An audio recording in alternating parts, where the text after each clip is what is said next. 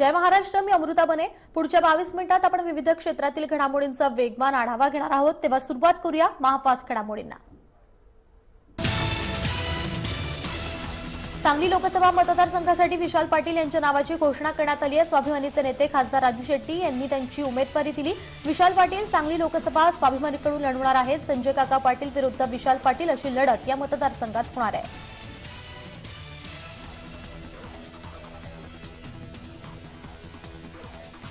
रावेर लोकसभा मतदारसंघाचा तिढा अखेर सुटलाय। रावेर मतदारसंघातून काँग्रेसकडून उल्हास पाटलांचं नाव निश्चित झालंय। भाजपच्या उमेदवार रक्षा खडसे यांचं उल्हास पाटलांसमोर आव्हान असेल।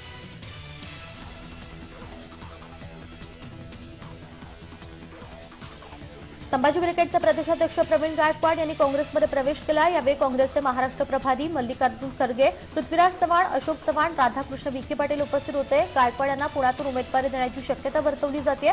मात्र काँग्रेस पुण्यामध्ये कोणाला उमेदवारी देणार याबाबत अद्यापही सस्पेन्स कायम आहे।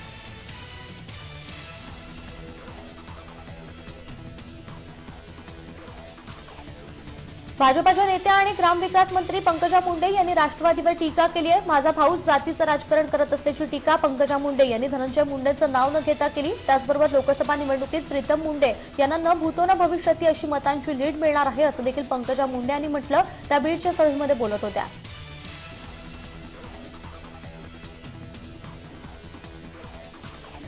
नंदुरबार लोकसभा मतदारसंघात काँग्रेसनं फुलाला उमेदवारी नाकारल्यानं माणिकराव गावित हे सध्या पक्षावर नाराज आहेत। गावित टिळक भवन इथे मल्लिकार्जुन खरगे यांना भेटायला आले होते, पण गावित यांना वेळ देण्यात आला नाही। गावित हे जुने ज्येष्ठ नेते असूनही त्यांच्या जागी केसी पाडावी यांना तिकीट देण्यात आलं। यावेळी आदिवासी म्हणून मला वेळ दिला जात नसल्याची टीका गावित यांनी केलेली आहे।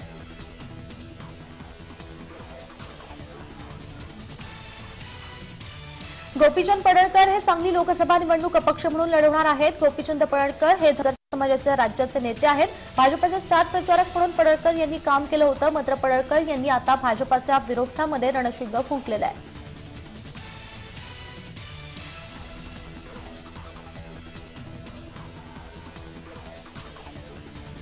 मावळ लोकसभेतील प्रचारानं आता वेग धरला। पिंपरी चिंचवडमध्ये युती आणि राष्ट्रवादीच्या उमेदवाराचा एकाच दिवशी प्रचार सुरू झाला।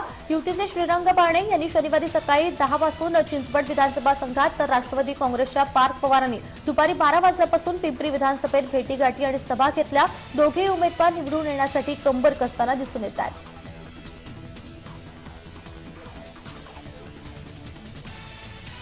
रत्नागिरी सिंधुदुर्ग लोकसभा मतदारसंघातून 2 दिग्गज पक्षांच्या नेत्यांनी लोकसभेच्या निवडणुकीसाठी उमेदवारी अर्ज दाखल केला। शिवसेनेचे खासदार विनायक राऊत यांनी जोरदार शक्ती प्रदर्शन करत आपला उमेदवारी अर्ज भरला, तर महाआघाडीचे उमेदवार नवीनचंद्र बांदिवडेकर यांनी देखील रॅली काढत आपला उमेदवारी अर्ज दाखल केलेला आहे।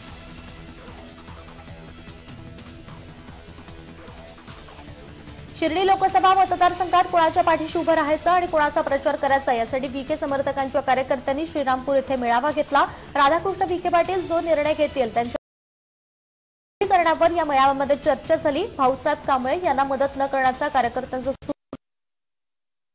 विखेमुळे आमदार कांबळे यांच्या अडचणीमध्ये वाढ होण्याची शक्यता, यांच्यावर देखील कार्यकर्त्यांनी टीका केली।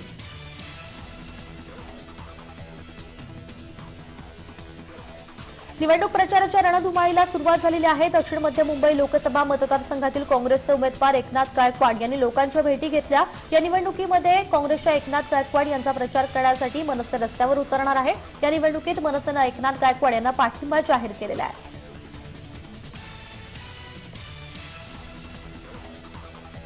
उत्तर मध्य मुंबई लोकसभा मतदारसंघाच्या भाजपच्या उमेदवार पूनम महाजन यांच्या प्रचारावर शिवसैनिकांनी बहिष्कार टाकलेला आहे। पूनम महाजन यांच्या प्रचार पत्रकावर शिवसेना नेते आणि स्टार प्रचारक आदित्य ठाकरे यांचं छायाचित्र नसणं हा या वादामागचा कळीचा मुद्दा असल्याचं समजतंय।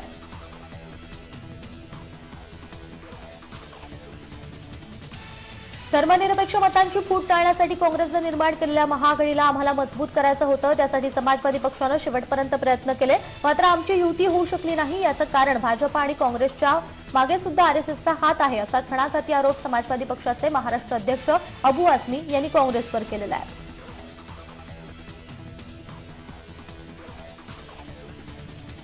राष्ट्रवादी काँग्रेसचे अध्यक्ष शरद पवार आणि मुख्यमंत्री देवेंद्र फडणवीस हे दोघेही धर्मवादी आणि जातीयवादी असल्याची टीका वंचित बहुजन आघाडीचे नेते आणि सोलापूर लोकसभा मतदारसंघाचे उमेदवार प्रकाश आंबेडकर यांनी केलेली आहे। बसपाचे गटनेते आनंद चंदनशिवे यांच्या घरी सदिच्छा भेटीप्रसंगी ते पत्रकारांशी बोलत होते।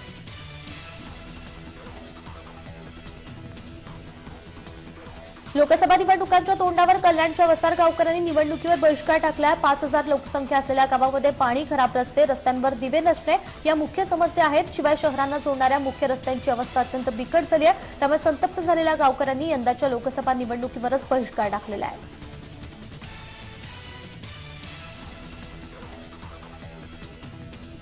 सांगलीमध्ये भाजपा जिल्हाध्यक्षावर आचारसंहिता भंगाचा गुन्हा दाखल झाला आहे। भाजपाचे जिल्हाध्यक्ष पृथ्वीराज देशमुख यांनी मिरजेतील सभेत कार्यकर्त्यांना आमिष दाखवल्यानं त्यांच्यावर गुन्हा दाखल करण्यात आला आहे। भर सभेत 5 लाख रुपये देण्याचं त्यांनी जाहीर केलं होतं।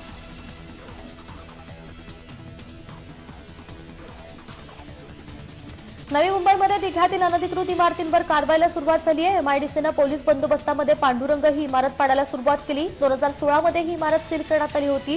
डोळ्यांसमोर आपली घरं पडत असल्यानं दिघावासियांच्या अश्रूचा बाण फुटला।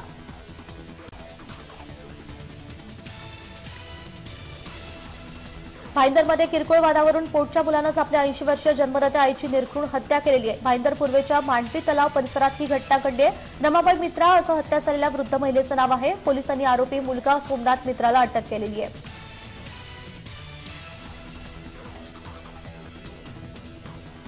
पुण्यामध्ये मार्केट यार्ड परिसरामध्ये एका फर्निचर गोडाऊनला भीषण आग लागली होती। गंगाधाम चौकामध्ये ही घटना घडली। अग्निशमन दलाच्या 8 गाड्यांनी घटनास्थळी दाखल होत आगीवर नियंत्रण मिळवलं।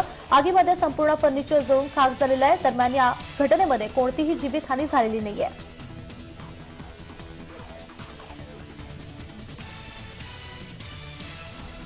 मुंबईत कुर्ला पश्चिमेला असलेल्या पाईपलाईन रोडवर एका बेकरीला भीषण आग लागली होती। या आगीमध्ये सुदैवानं कोणतीही जीवितहानी झाली नसून बेकरीचं मोठ्या प्रमाणात नुकसान झालंय। शॉर्ट सर्किटमुळे आग लागल्याची प्राथमिक माहिती मिळतेय।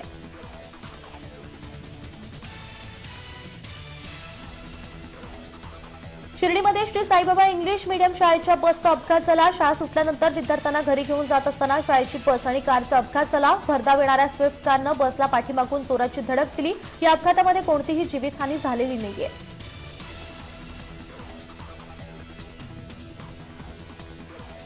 शिर्डीमध्ये कोपर गावात एका उभ्या असलेल्या कारनं अचानक पेट घेतला। अग्निशमन दलानं घटनास्थळी दाखल होत आगीवर नियंत्रण मिळवलं। कारच्या पुढच्या दिशेनं अचानक धूर यायला सुरू झाला। त्यानंतर कारनं लगेचच पेट घेतला होता।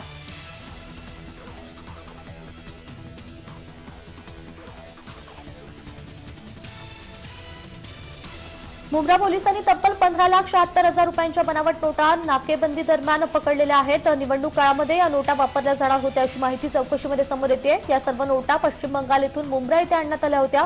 या प्रकरणी पोलिसांनी 4 आरोपींना अटक केली आहे।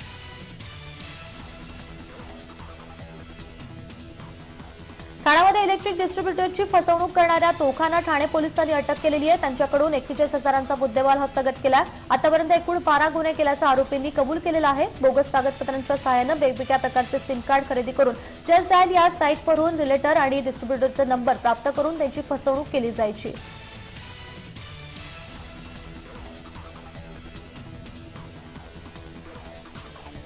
वाढत्या गर्दीचा फायदा घेत चोरटे प्रवाशांच्या सामानावर टल्ला मारत असतात। असाच एक प्रकार घडलेला आहे। घाटकोपर रेल्वे स्थानकात एक वृद्ध प्रवासी तिकीट घेत असताना चोरानं नकळत त्यांच्या खिशातून अलगद मोबाईल काढला आणि पुन्हा बाजूला दुसऱ्या रांगेत जाऊन उभा राहिला। हा सगळा प्रकार या ठिकाणी असलेल्या सीसीटीव्ही कॅमेऱ्यामध्ये कैद झालेला आहे।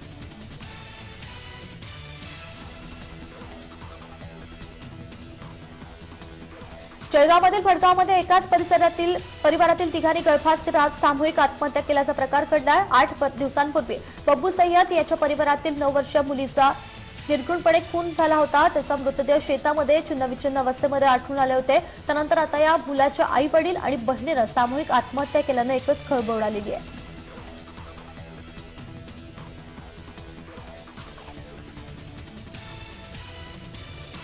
नाशिक शहरातले तब्बल 35% रिक्षावाले हे गुन्हेगारी पार्श्वभूमीचे असल्याचं धक्कादायक माहितीमध्ये समोर आलेलं आहे। त्यामुळे रिक्षा चालकावर गुन्हा दाखल असेल तर त्याला आता रिक्षा चालवता येणार नाही असं फरमान नाशिक पोलिसांनी काढलेलं आहे। अशा रिक्षा चालकांवर कारवाई देखील करण्यात येईल असा इशारा देखील पोलिसांनी दिलेला आहे।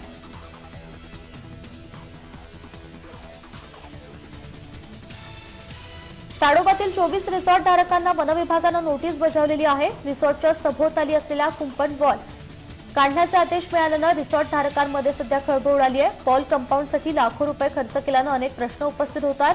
वॉल कंपाऊंड नसल्यानं येणाऱ्या पर्यटकांवर वन्य प्राण्यांकडून हल्ले झाल्यास त्याला जबाबदार कोण याचा खुलासा वनविभागानं करावा असा सवाल देखील रिसॉर्ट मालक करत आहेत।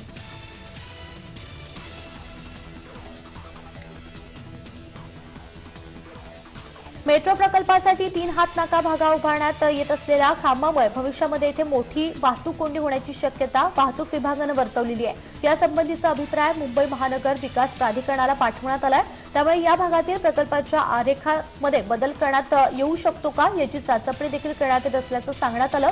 ठाण्यातून मुंबईमध्ये कामानिमित्त जाणाऱ्यांचा प्रवास सुखकर व्हावा यासाठी वडाळा ते कासारवडवली मेट्रो 4 या प्रकल्पाचं काम हाती घेण्यात आलंय।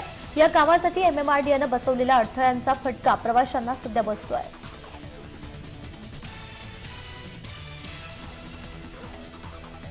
राज्यात अनेक भागांमध्ये सध्या तापमानाचा पारा दिवसेंदिवस वाढत चाललेला आहे। शनिवारी दिवसभरात नागपुरात सर्वाधिक 43.3 अंश सेल्सिअस तापमानाची नोंद झालेली आहे।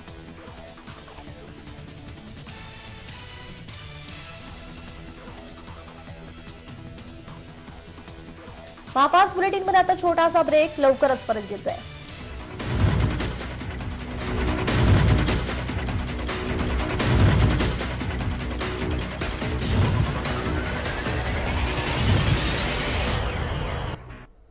ब्रेकनंतर पाहूया आणखी काही महापास घडामोडी। भाजपा अध्यक्ष अमित शहा यांनी गांधीनगरमधून आपला उमेदवारी अर्ज दाखल केलेला आहे। यावेळी त्यांच्यासोबत राजनाथ सिंग, अरुण जेटली, उद्धव ठाकरे उपस्थित होते। त्याआधी भाजपच्या वतीनं जाहीर सभा घेण्यात आली, तर त्यानंतर 4 किलोमीटरचा भव्य रोड शो करत शक्ती प्रदर्शन करण्यात आलेलं आहे।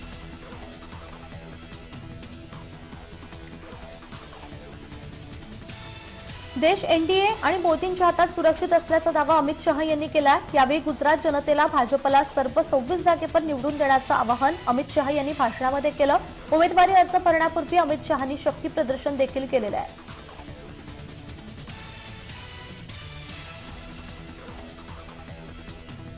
काँग्रेस पक्ष सत्तेत परतला तर नीती आयोग बरखास्त करण्यात येईल आणि त्याच्या जागी नियोजन आयोगाची पुनर्स्थापना करण्यात येईल असं ट्विट राहुल गांधी यांनी केलेलं आहे।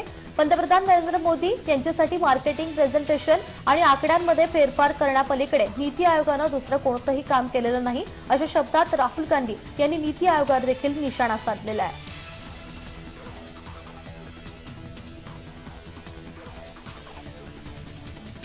भाजपा सरकार 370 कलम रद्द करू पाहत आहे। मात्र असं झाल्यास जम्मू काश्मीरचे भारतासोबतचे संबंध कायमचे संपुष्टात येतील आणि भारताला पुन्हा वाटाघाटी कराव्या लागतील असा इशारा जम्मू काश्मीरच्या माजी मुख्यमंत्री महबूबा मुफ्ती यांनी दिलेला आहे। हे मुस्लिम बहुल राज्य आहे, तुम्हाला त्याचबरोबर राहायचं नाहीये का असा सवाल देखील त्यांनी उपस्थित केला।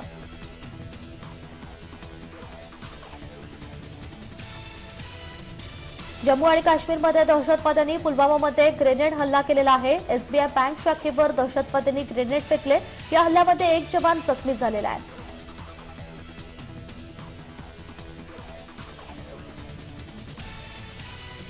जम्मू काश्मीरमध्ये एका कारमध्ये स्फोट झाल्यानंतर खळबळ उडाली। श्रीनगर जम्मू हायवेवर पनिहाल इथे हा स्फोट झालेला आहे।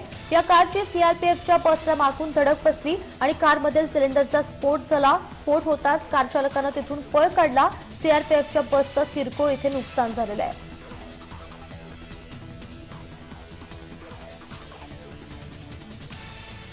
काश्मीरमधील फुटीरतावादी नेता शबीर शाह याच्या श्रीनगर येथील घरावर ईडीनं जप्तीची कारवाई केलेली आहे। दहशतवादासाठी पैसा पुरवणे आणि हवाला प्रकरणी त्याच्याविरोधात सुरू असलेल्या खटल्याच्या पार्श्वभूमीवर ही कारवाई करण्यात आली आहे। शहाच्या जप्त केलेल्या मालमत्ता जवळपास 25 लाख रुपये असून ती मालमत्ता त्याच्या पत्नीच्या आणि मुलीच्या नावावर आहे अशी माहिती ईडीनं दिली आहे।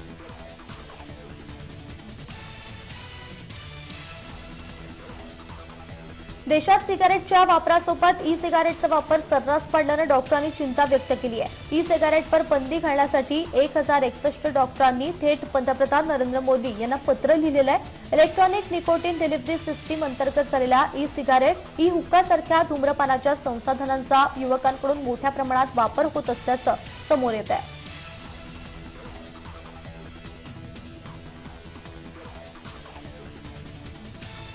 1 एप्रिलपासून काम न करण्याचा इशारा जेट एअरवेजच्या पायलट्सनं दिलेला आहे. जवळपास 1000 पायलटनं विमान न उडवण्याचा निर्णय घेतलाय. जेट एअरवेजच्या पायलट्स युनियन नॅशनल एव्हिएटर्स गिल्डनं आधीच हा इशारा दिला होता. 19 मार्चला युनियनच्या 1100 सदस्यांनी पंतप्रधानांना यामध्ये हस्तक्षेप करण्यासाठी पत्र देखील लिहिलं होतं. याच मुद्द्यावरून काही दिवसांपूर्वी जेट एअरवेजचे चेअरमन नरेश गोयल यांनी राजीनामा देखील दिला होता. पण अजूनही जेट एअरवेजचं आर्थिक संकट हे संपताना दिसत नाहीये.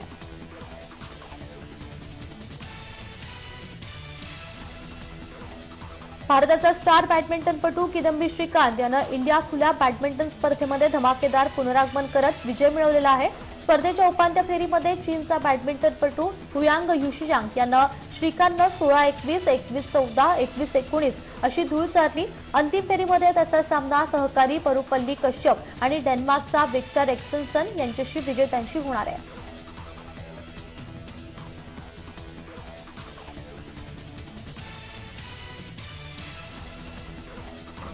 वर्ल्ड कपसाठी भारतीय संघातील 4थ्या क्रमांकाचा पेच अजूनही कायम आहे. मात्र भारताचा माजी सलामीवीर गौतम गंभीरनं 4थ्या क्रमांकासाठी संजू सॅमसन हाच योग्य पर्याय असल्याचं मत व्यक्त केलंय. तसंच सॅमसन हा सध्याच्या घडीचा देशातील सर्वोत्तम यष्टिरक्षक असल्याचं मत देखील त्यानं व्यक्त केलेलं आहे.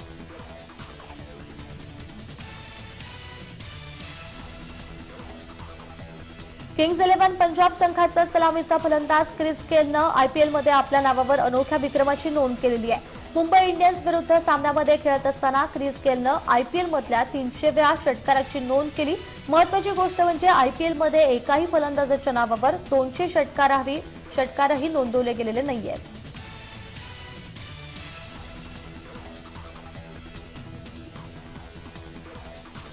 अर्जेंटिनाचा आक्रमक गोन्झालो हिग्वेननं आंतरराष्ट्रीय फुटबॉलमधून निवृत्ती जाहीर केली. निवृत्तीनंतर चेल्सी क्लबला आणि कुटुंबाला अधिक वेळ देऊ शकणार असल्याचं हिग्वेननं म्हटलेलं आहे. 2014चा विश्वचषक तसंच 2015 आणि 2016चे कोपा अमेरिकेच्या अंतिम फेरीपर्यंत अर्जेंटिनाला पोहोचवण्यामध्ये त्याचं योगदान महत्वाचं आहे.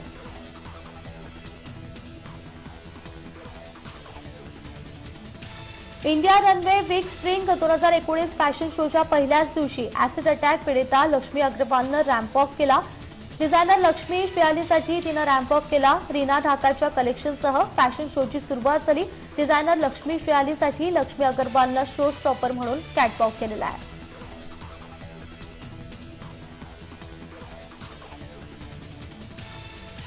प्रियंका चोप्रा आणि निक जोनास हे दोघेही घटस्फोट घेणार असल्याची सध्या चर्चा सुरू आहेत. लग्नाच्या अवघ्या 4 महिन्यातच हे दोघंही विभक्त होणार असल्याचं म्हटलं जातंय. मात्र या सगळ्या बातम्या खोट्या असल्याचं स्पष्टीकरण प्रियंकाच्या टीमनं स्वतः दिलेलं आहे.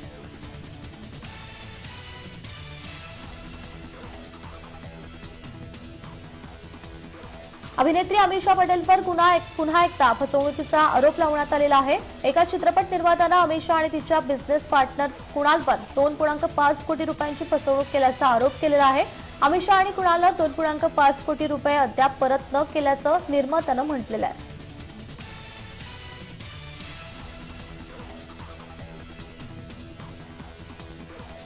अक्षय कुमारचा केसरी चित्रपट बॉक्स ऑफिसवर चांगली कमाई करताना दिसतोय. चित्रपटाला प्रदर्शित होऊन 9 दिवस होत आहेत. 7 दिवसातच या चित्रपटानं 100 कोटींच्या घरात प्रवेश केला होता. आतापर्यंत या चित्रपटानं 110 कोटी 31 लाखांची कमाई केलेली आहे.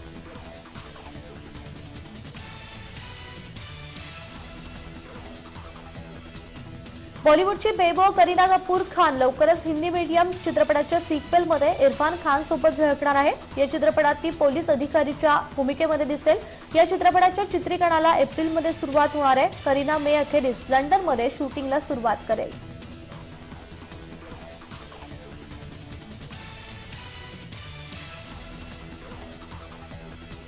अभिनेत्री डिंपल कपाडियाचा भाचा आणि अक्षय कुमारचा मेवणा करण कपाडिया आगामी प्लॅंक या चित्रपटातून बॉलिवूडमध्ये पदार्पण करतोय. टोनी डिसोजाच्या प्रोडक्शन अंतर्गत निर्मित या चित्रपटाचा पोस्टर नुकताच प्रदर्शित करण्यात आलाय. या पोस्टरमध्ये करण कपाडिया आणि सनी देओल पाहायला मिळत आहेत. चित्रपटात सनी देओलची महत्त्वपूर्ण भूमिका आहे. 3 मे रोजी हा चित्रपट प्रेक्षकांच्या भेटीला येतोय.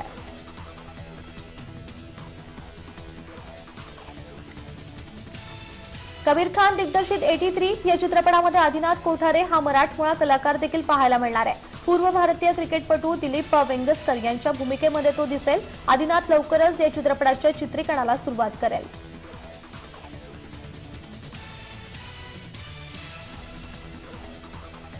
फिल्मफेअर मासिकासाठी अभिनेत्री आलिया भट्टने एक फोटोशूट केलं होतं। मात्र फिल्मफेअरच्या मुखपृष्ठासाठी आलियानं दिलेली पोज कॉपी केल्याचा आरोप नेटकर यांनी केलेला आहे। त्याचसोबत तिला ट्रोल देखील करण्यात आलाय। आलियानं प्रसिद्ध गायिका दुआ लिपाची पोज कॉपी केल्याचं नेटकर यांनी म्हटलेलं आहे।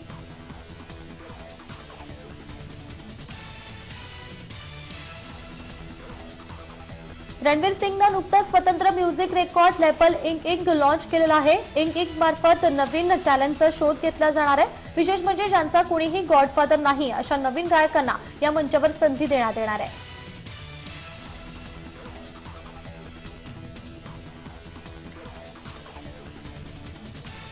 अभिनेते नाना पाटेकर हे तेलुगू चित्रपटात प्रमुख भूमिकेमध्ये दिसणार आहेत। दाक्षिणात्य सुपरस्टार अल्लू अर्जुन यांच्या नन्ना नेनू या चित्रपटामध्ये नाना नकारात्मक भूमिका साकारताना दिसतील। दिग्दर्शक त्रिविक्रम श्रीनिवास या चित्रपटाची नव्या चेहऱ्याच्या शोधामध्ये होते। या भूमिकेसाठी नाना पाटेकर योग्य आहेत असं श्रीनिवास यांना वाटतंय।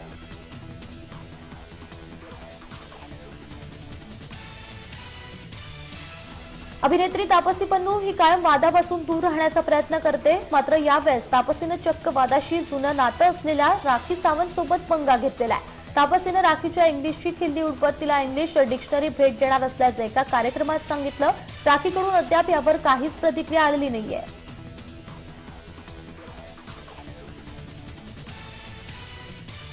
अभिनेत्री संस्कृती बालकुडे ही हत्तीप्रेमी आहे। नुकताच तिने हत्तीसोबतचा एक फोटो इंस्टाग्रामवर शेअर केलाय। संपूर्ण दिवसानंतर जेव्हा आई तुम्हाला मिठीत घेते तेव्हा जशी फिलिंग मिळते तशी मला हत्तीसोबत मिळालेली आहे असं कॅप्शन देखील तिनं फोटोला दिलंय। संस्कृतीनं तिच्या हातावर छोट्या हत्तीचा सुंदर टॅटू देखील बनवलेला आहे।